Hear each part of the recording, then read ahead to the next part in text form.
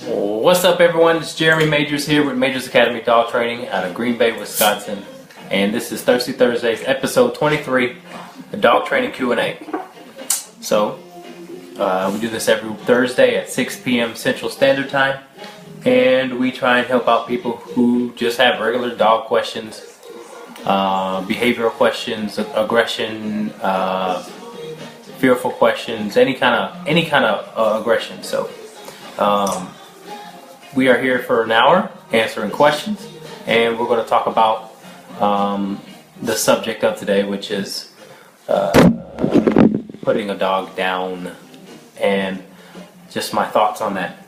So I hope that you guys tune in and enjoy, but and I hope you guys had a better week than I did, because like I said, given the subject, it wasn't the best week.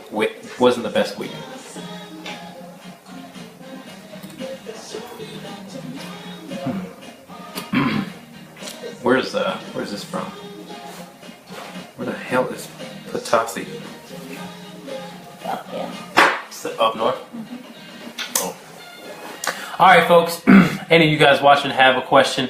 We'll answer a couple questions first before I get into the subject.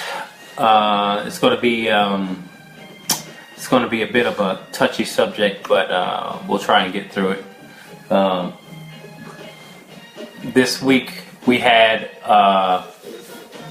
what's his name? Tucker go home. We had Tucker go home, and if you didn't follow us, Tucker was the dog who would obsessively chase his foot, and we just sent him home yesterday, and the dog did not chase his foot the entire time he was with us, okay? But this environment presents a lot of structure and not a lot of free roaming. So the people, Tucker's parents, we've been texting back and forth lately, or the last night actually, and he had told me that Tucker went after his foot, was going after his foot at home. And I told him, I said, don't worry about that, because when dogs get in their old environment, old habits will start to surface. So I told them, I said, you know, you can give him some free roam around the house, allow that at first and see how he does. If he decides to get into his old ways, you're going to have to really then cut out the free time in the house, the free roaming, because it's when he gets comfortable, and only when the parents are there is when the dog decides to go after that foot obsessively. So it is very common that, and I write people an email when after the board and train, when we do the go home session, I say don't expect your dog to seem calm, because they haven't seen you in 3 weeks. They're probably going to act really, really nuts. And for the first 2 days that they're home, they're going to see if they can get in their old habits, because it's that old environment that presented the lack of structure at the home. So, so that's what we were going through with Tucker. And I tell people this all the time too. You know, training is definitely a learning process, not only for the dog but for us. So it's a process, and I tell people there will be ups and downs, but we do these Thirsty Thursdays. We have the free classes, and for my board and train clients, I have free private lessons for the rest of the dog's life. So there is no excuse.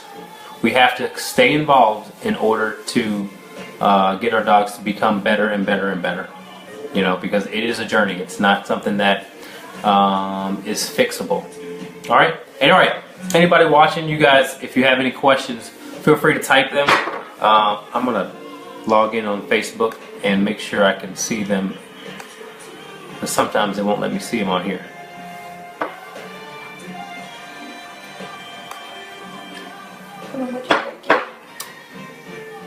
Oh, you want to see what I'm drinking? This Gandy Dancer Porter. Thanks, Mary Ellen, for the beers. I really appreciate it. It's a pretty good beer. It's not showing me the pictures. Oh, there we go. Oh, we've got a question from the post before. Okay, here we go. All right, I have a 1.5-year-old beagle that is possessive, aggressive of anything new to her. Shoes she steals, and especially rawhides. What can I do to work on changing this behavior? Thanks. Well, with your 1.5-year-old beagle, you're gonna have to let her know. First and foremost, what I would suggest is to teach your dog the out command. Every dog should learn what that means. Either, excuse me, some people call it drop it, leave it, or we say out. But what that means is just walk away from it, or if you have it in your mouth, drop it, and then walk away from it. You want to teach your dog that, okay? First and foremost, so that if it does get anything that is detrimental or just something you just don't want the dog to have, then you can safely take that from the dog. But it takes some training. So what I would do, you could even start off with something as simple as the tennis ball and have one of those launchers, those ball launchers. And so that, you know, obviously if the dog decides to bite, it'll bite the launcher and not you. So, but what you can do is you have to claim whatever it's being possessive over. So you sort of have to say, you know, no, this is mine, and if you act correctly, you can get it. So that's the really basic thing that I do with my dogs when it comes to anything that they want. They just have to ask or act a certain way to get it, and then they can have it. Except my shoes, I don't allow them to get in my shoes. But say if we're playing ball with my dog, and I decide to go and reach for the ball, and I want the dog to back away. But if I see it going towards the ball, then I'll say out, and the dog backs away. All right, and that's just with anything, because you know, dogs can pick up animals, dead animals. They can pick up, you know, things that they shouldn't be chewing on. So the out command is very important to not only keep your dog safe, but also to establish, you know, the leadership that you need. So the out command is very, very important. All right. Thanks for your question. All right. Next question comes from Alex. I have a 1.5-year-old. Oh no, that's the same question. All right. Next question comes from Allah. Hi, I have a 1-year-old Legato Romanolo. Wondering if that G is silent. Romanolo. He's super shy. Never even heard of that breed. He's super shy. He's scared of any size dogs. He only plays with his brother and no other puppies. He's scared of people. Doesn't let anyone touch him. How to introduce to other dogs or people? How to introduce to other people or dogs? I'm afraid he's going to start biting someone if someone will try to pet him. Thank you. All right. So first and foremost, what you want to do when you're introducing other dogs or other people is you have to control the other dogs of the other people the best you can. All right. Get that dog around balanced dogs or even older dogs that don't necessarily have to, you know, prove themselves. Young dogs always have to see who is, you know, better than the other, or, you know, just very assertive, and or just being, you know, a typical teenager. So, but you do have to control everything, and the dog needs to see that you can control as much as possible. So, what I mean by people just means letting the people know that, you know, don't go up and pet the dog. Allow the dog to come and see if it wants to be pet. The dog needs to experience people that can respect his sort of him being hesitant, and then give enough time for the dog to realize that the people are okay. But if people just see a dog and they go right up to it, some dogs are not okay with that. So one of the things that I would do is, yeah, do that. Make sure you can control the people. Make sure you can control dogs too. If the dog has enough time, the dog can see how enjoyable other dogs can be. He will start to play and stuff. So I would really, you know, recommend trying to set up a very structured environment where where your dog is not allowed to be overwhelmed by any dog, because that's what gets dogs nervous about other dogs. The only reason why the dog gets along with your brother or his brother is because they know each other. So it's the fear of the unknown, and sometimes to get over that, that takes time to get over that. All right, so take things slow, as slow as possible. Read your dog. When your dog becomes calm or indifferent to the people or dogs, then you can allow the dog to interact, or you can allow the people to interact. All right, thanks for your question. Okay, next question from Debbie. Both my dogs know the place command. The yellow lab is still learning it, but recently they decided they want to share the same place. Is it okay that they share, or should I separate them? I don't care. She should put a nice picture of them sharing the same bed. No, it doesn't matter. I don't care what bed my dogs choose, as long as they're on a bed. So feel free to separate them or let them stay together. Thank you for your question. All right, let's take a sip. All right, folks, if you're just joining us, my name is Jeremy Majors, a dog trainer out of Green Bay, Wisconsin. If you have dog questions, please ask them. We are here till 7 o'clock. Go ahead and ask them. All right, how to handle this situation. I was in bed reading. Husband came home, dog sitting on bed, growled as he entered the bedroom, walking toward bed. Help me. What I would do is, that tells me that your dog doesn't need bedtime for a while. Since he values the bed as something he likes, that means he gets you have to take away that privilege. So if he starts to growl, I would take him off his bed, or take him off the bed and maybe put him in place, right? Because the dog loses that privilege. Or you can correct the dog in some way for that. The dog shouldn't growl at your husband, especially being on the bed. So that's very disrespectful. So either one, take the bed away for a while until the dog understands that it can't do that, or correct the dog while it's on the bed. All right, just teach the dog right from wrong. Thank you for your question. Let's see if we got any more. If we don't have any more questions, I know people are probably eager to hear about the subject, and so I will talk about it.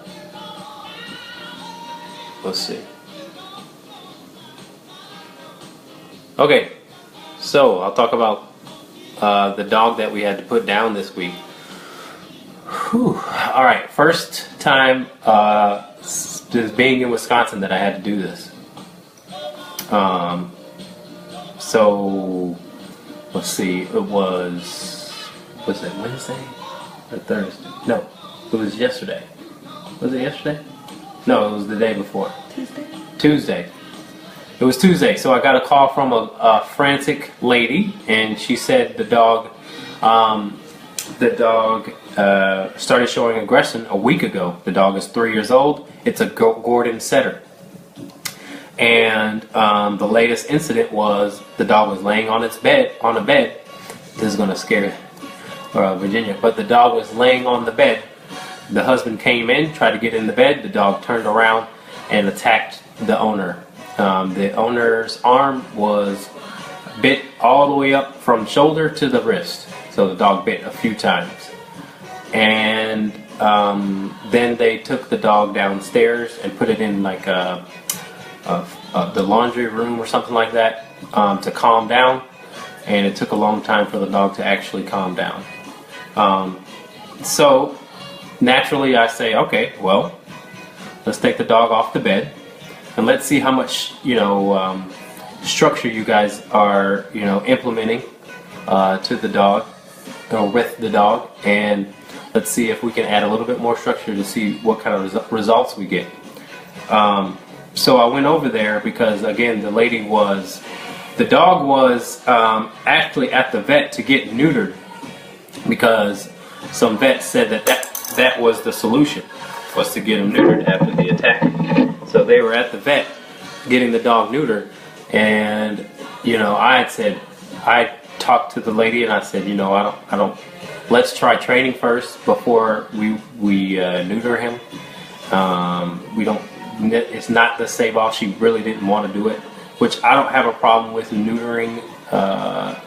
After a certain age, but this lady wanted the dog to be neutered, or didn't want the dog to be neutered. Felt very strongly about it. So I was like, well, maybe let's try training to see if we can change his behavior through that, and then we could talk about other options if training is not the solution. And so they didn't end up neutering the dog. Dog went home, and I went to their house that night about 4:30. I got there, and when I got there, I just saw a dog in the backyard. They were just playing, or he was just playing. He seemed carefree, seemed all right. So the first thing we did was took a dog for a walk, and I showed them the walk. I showed them the dynamics of the walk and stuff like that. And then we went home, and I wanted to see if the dog would get on the bed to sort of recreate the situation. And the dog didn't get on the bed, but we then placed the dog. So we made him go to his bed in the room, but it wasn't on the bed. And then we just asked, the dog to get on the bed, because they already had that sort of command really good with the dog. If they said, they said, go to your cushion. That's what they would say, and the dog would do it. Really nice. So what I was finding out is that these people really knew what they were doing with this dog, and they've had Gordon setters in the past. They knew the breed really well, and they really took care of this dog. So the last thing that we did was went downstairs and worked on the place command, because when they knock on the door, the dog decides to go crazy. So that's the last thing we worked on. And then I'm going to sound like a typical dog owner here, but we were working the place command. The husband was probably right here. So this is the living room. My husband was here, wife was here, and I was right here.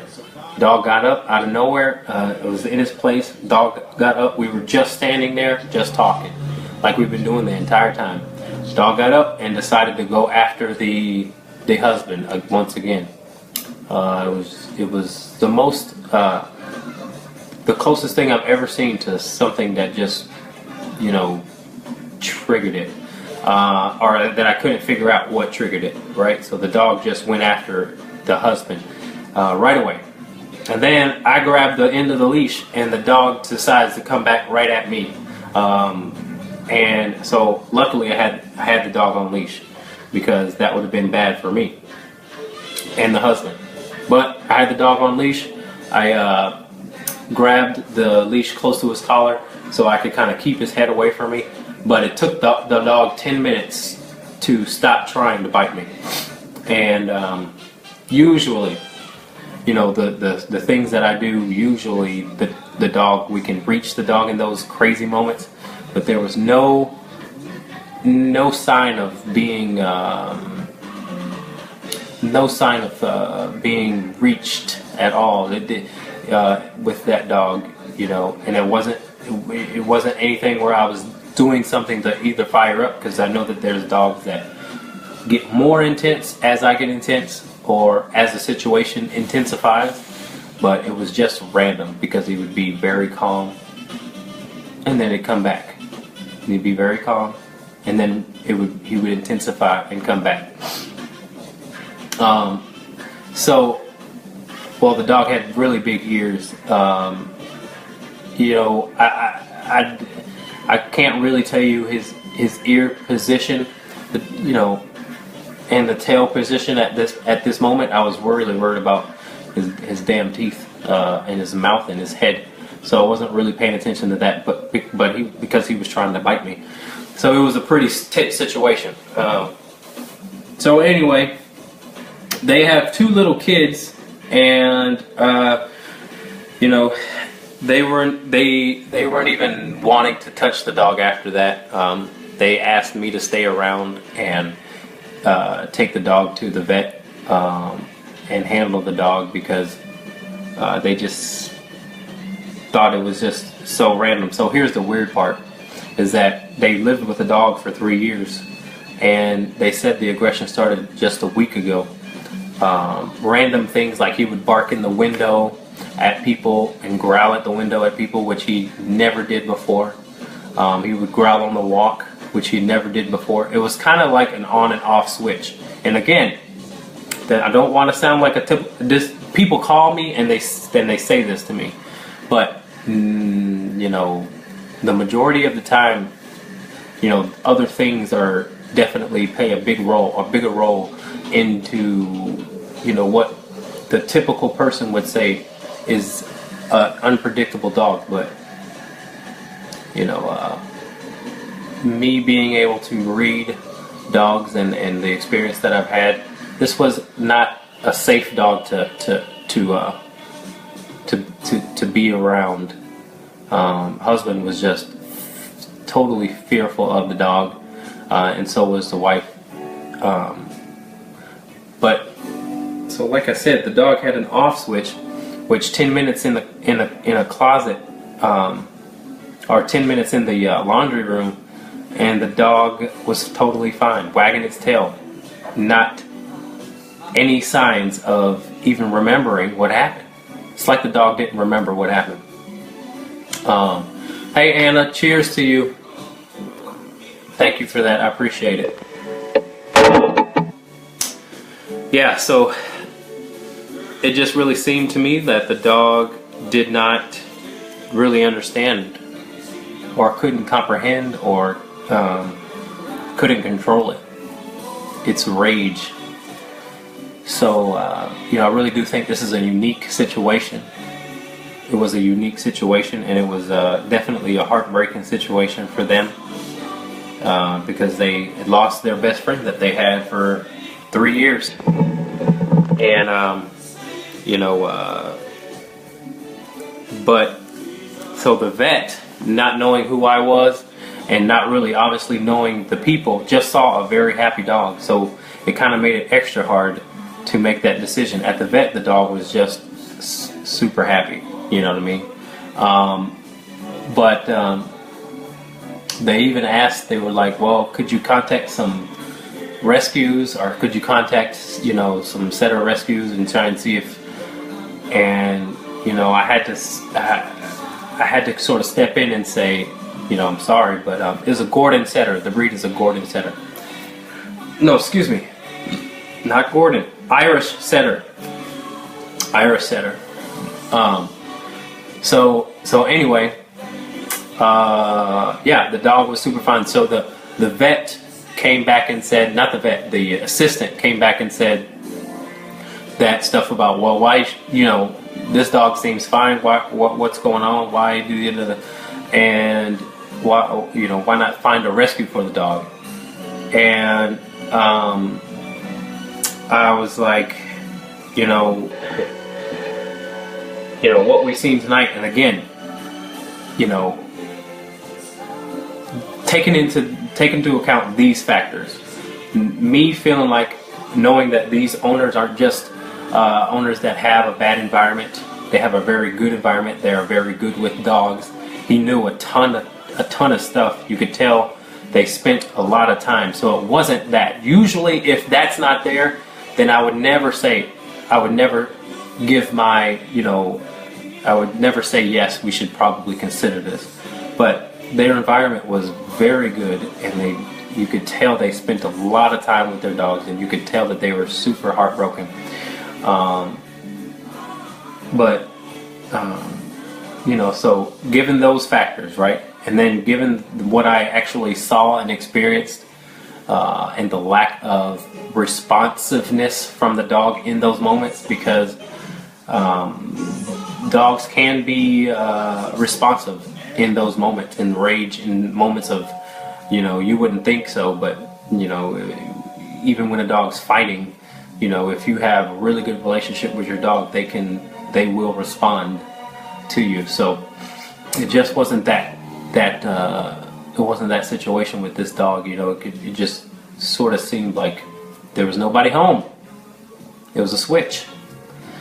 So trying to really stay away from sounding like, you know, the calls that I get because we soon find out that when people call me and they say these things about their dog, I almost am like, well, I'm not convinced until we give the dog some structure. But this dog had plenty of that. So it was tough. It was a very tough moment. But okay, getting back to the vet assistant said, well, why don't we, you know, find a rescue? Why don't we do this, that, and the other? Because again, at the vet, the dog was perfectly fine. Just seemed like, you know, how could this dog be aggressive at all? Look at it. I mean, it's just happy-go-lucky. And we had to say, you know, that's the tricky part, you know, because the dog has no, like, remnants of what happened. Sometimes most dogs feel bad, sort of, after they do that, but it was as if nothing happened with this dog. So we came to the conclusion that it would be irresponsible for us to put this on any other, you know, family or potential interested people with this dog. And surprisingly enough, the actual doctor came in and said, you know, we really appreciate you guys, you know, knowing the dog's issues, taking responsibility and saying that, no, this isn't something that could be passed around. This dog is not temperament to be passed around, or if there was a change of environment, it could become more successful. So kudos to that vet. You know, I totally thought they were going to just straight judge and say, you know, you guys don't know what you're talking about. This is, you know, this is, hey Lise, how are you? This is some regular situation. But I give them props for that.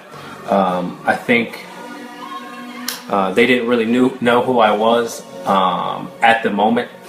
It was because it was just some local vet that they were at. But the crazy thing was the people had asked me to handle the dog all the way to the vet. Like, they didn't want to touch that dog. Loading it in the car, unloading it from the car, and putting it in a crate and all that stuff. They didn't want to do any of that. And they asked me to stay, and I was like, you know, of course I'll stay. So we didn't get out of there until 8:30. So I was there from 4:30 to 8:30, just sort of being there for this family because, you know, they had 2 kids, and they asked the kids if they wanted to say goodbye, and you know, they were just like, no, we'd rather keep the memory of the happy dog that they experienced. So they didn't want to say goodbye to the dog necessarily. We just got through, sorry Lise, we just got through telling you why the dog got put down. I mean, you may have to catch it on the replay, because then I'll just be repeating myself. But yeah, that was basically a very hard thing to do. First dog, again, that we had to put down like that in 3 years since being up here, and so my heart goes out to that family. It's a tough thing. But here's the other thing that really stuck with me was I did actually see the process of the sedatives given, and I'm torn about it. You know, I know that it's so it's super peaceful and it's super like smooth, man. I was like, what the, you know, I've only put one other dog down. It was a Rottweiler a long time ago, but so Diesel passed in his because he got sick. But to actually watch it is so crazy. So let me tell you about it.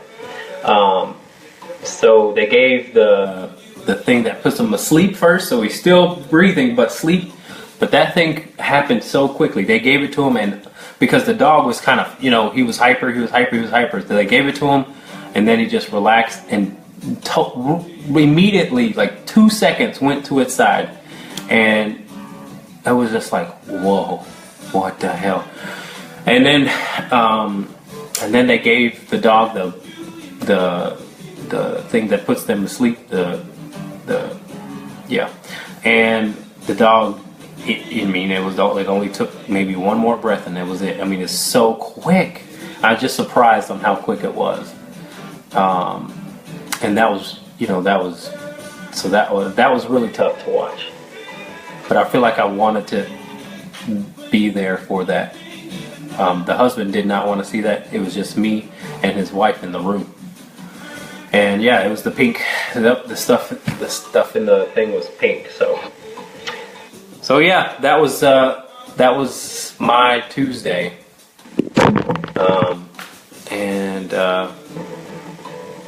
Yeah, it was a bummer. It was a bummer, but that family could not safely live with that dog. So there's a side of me that maybe think we did the right thing. So, cheers. Cheers, Burnett. All right, let's get back to some more questions. Let's get back to some more questions, guys. If you guys have any questions about dog training, go ahead and ask. We are going to be here just until 7, and if you want to watch what I have to say about the dog that I just we had to put down, please go ahead and you may have to rewind it because I don't want to repeat that. I didn't want to talk about it anymore, but I feel like I had to share it. So thank you guys, I appreciate that. Alright, I think you got a question somewhere. Whew, let's see. Thank you, Amy, I appreciate that.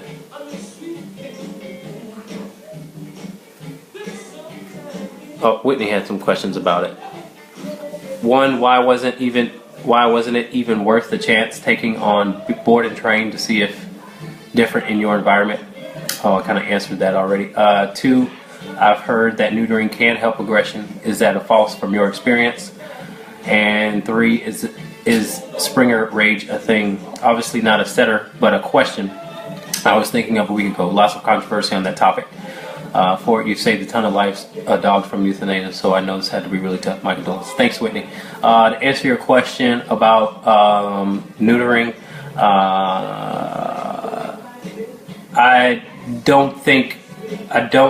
in my experience, I don't think neutering should be the first answer. I'm not saying it's not something that can maybe be the answer. I'm kind of against it anyway. But I wanted to make sure that dog, we could give that dog structure before I saw it, before they decided to remove the testicles. So I decided to say, let's not neuter the dog. Let's train the dog first, and then again, if we feel like we need to make that decision, then that's what we'll do. All right, so I don't want people to automatically think, oh, he's aggressive, let's neuter him and not train. That's what I don't want. Every dog should be trained whether they're neutered or not. So that's what I was trying to avoid. Okay? Okay, let's see.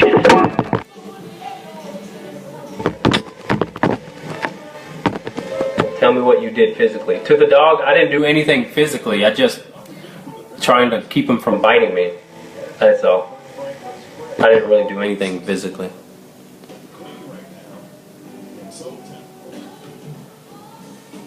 Let's see. I want to teach my dog to fetch me a beer.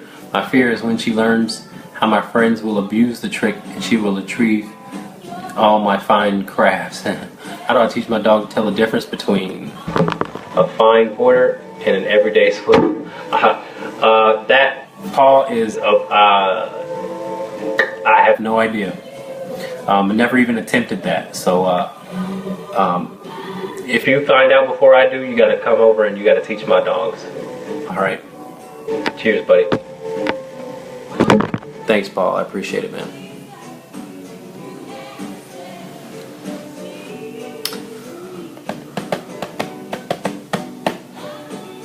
Thank you guys. I appreciate that. Thank you so much.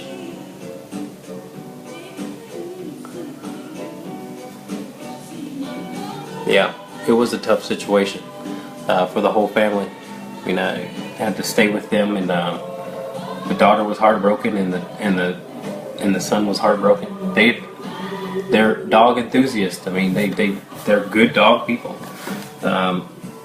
which again made it a little bit more clear to me what had to happen, because they were very good dog owners. All right, if this was just a regular situation where they were sort of oblivious to what structure meant, what leadership meant, then that's a whole different ball game. But it wasn't. Okay. So I apologize, to the family, because again, they really did care about this dog, and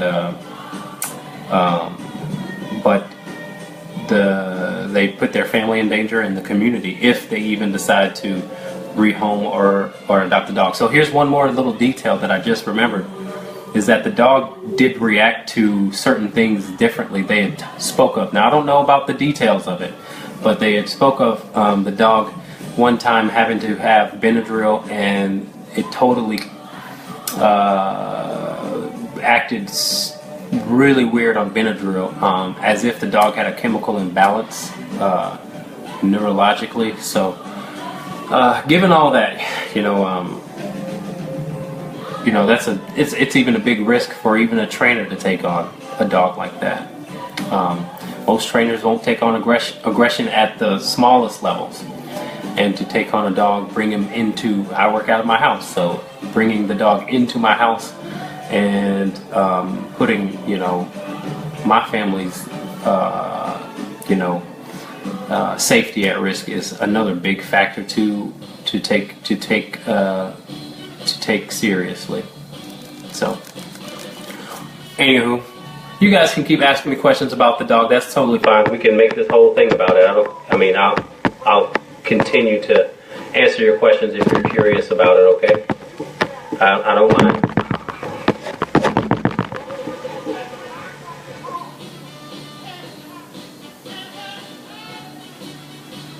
But do pure breeds or dogs with clean lineage cause temperament issues like that, or affect their behavior, chemical imbalance? Is that a misconception about purebreds?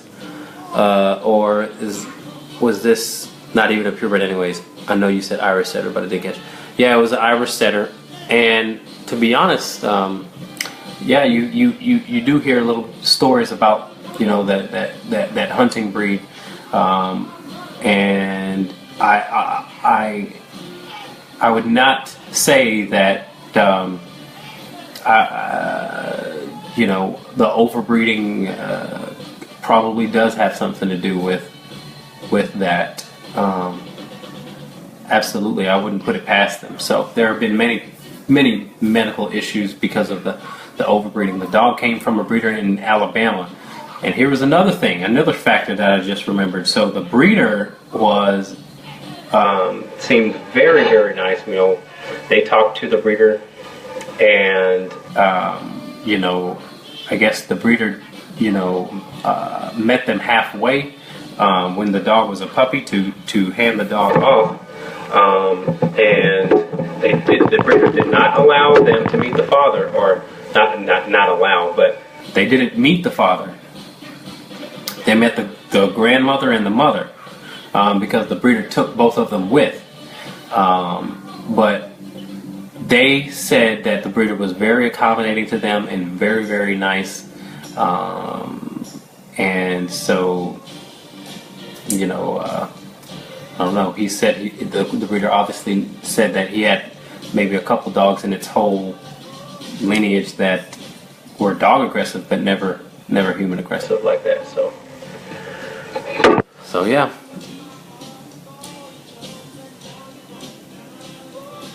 Thanks for your question, Ethan. All right. Hey, Jeremy. Annie has been doing well for the most part, but she still gets overly excited when people come inside our house and still jumps on them. She doesn't do it to me when I come home, but when there are other people over, she does. I tell her to go to her place. She won't listen unless I yell. How can I fix this? Practice go to your bed with people, with just you, and opening the door and knocking on the door and ringing the doorbell, stuff like that. Practice that. Maybe put the leash back on, maybe put the e-collar back on. You're going to maybe need a tool other than your voice to help make this a habit. All right, so use your tools. Go back to basics, and long enough until the dog really knows what you want just from your voice. Okay, because sometimes if we if we have those layers, like I said, so the layers are the collars, right? So we can use voice to correct, we can use e-collar to correct, or we can use prong and leash. And once we take those off and the voice doesn't work, then we have to start putting back on those layers. All right, so go back to basics. Thank you for your question. Hey Jeremy, Dex is doing a lot better with walking nice by me. How do I transition from the prong collar to his regular flat collar? I feel like he knows the difference. You're going to have to use more voice, and you're going to have to use, or you may have to use like a walking stick, all right, to kind of shove him back. You can try that. But if he knows the difference, then that means you have to stick with the prong collar longer. All right. Sometimes if they know the difference between the collars, then they haven't really been either walking perfectly with the prong collar yet. So I would say stick with the prong collar until you can see that he doesn't even try and pull with the prong collar at all. You know, really get him loose leash walking, because I don't have to have a prong collar with my dogs, but I did have to for a long time, and then we transitioned off of it. All right. Thanks for your question. All right.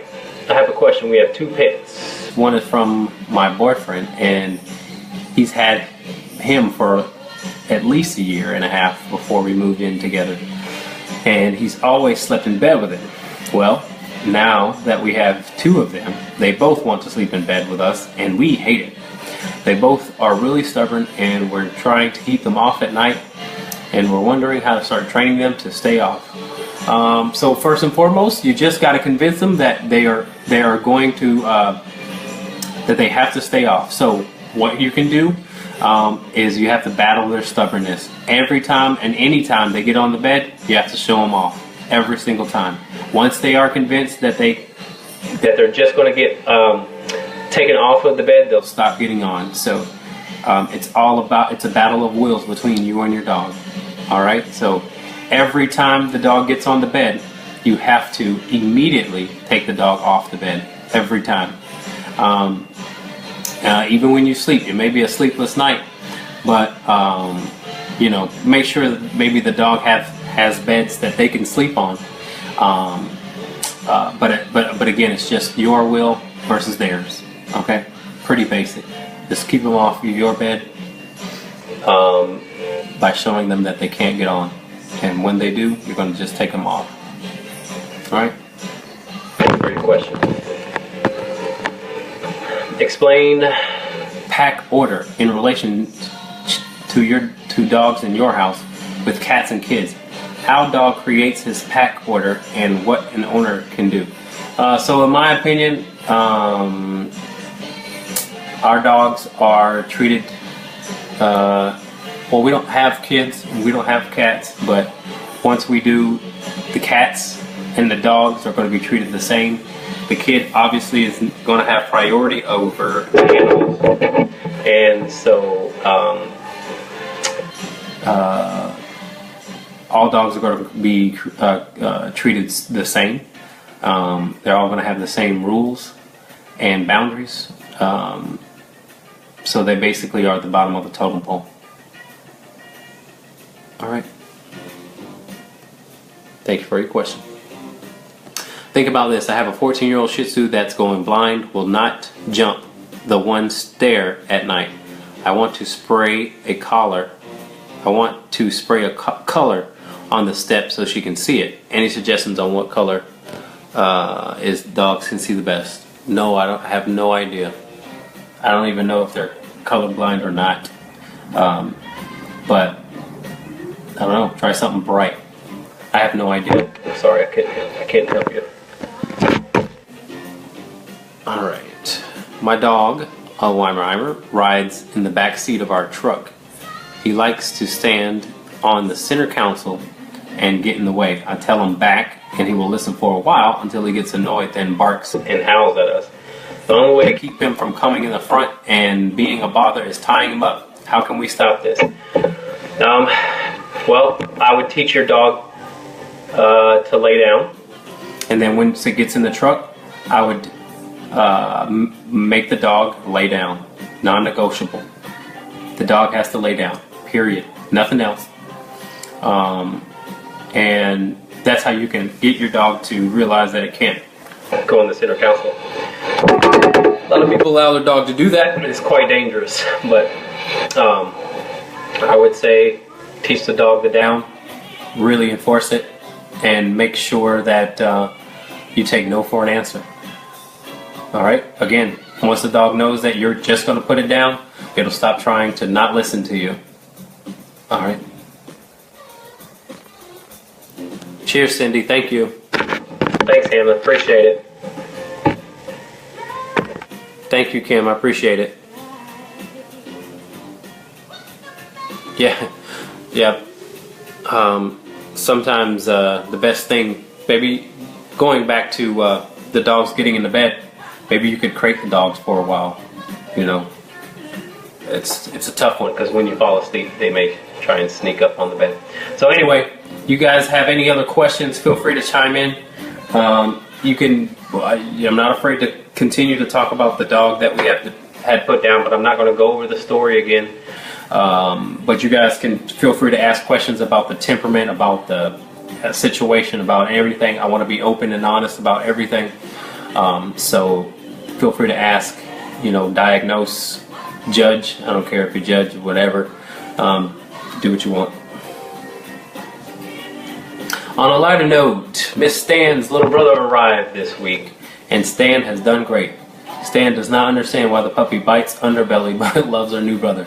Just sharing with that, give you a smile the other day. Appreciate that. Thank you so much. I'm glad Stan's doing well.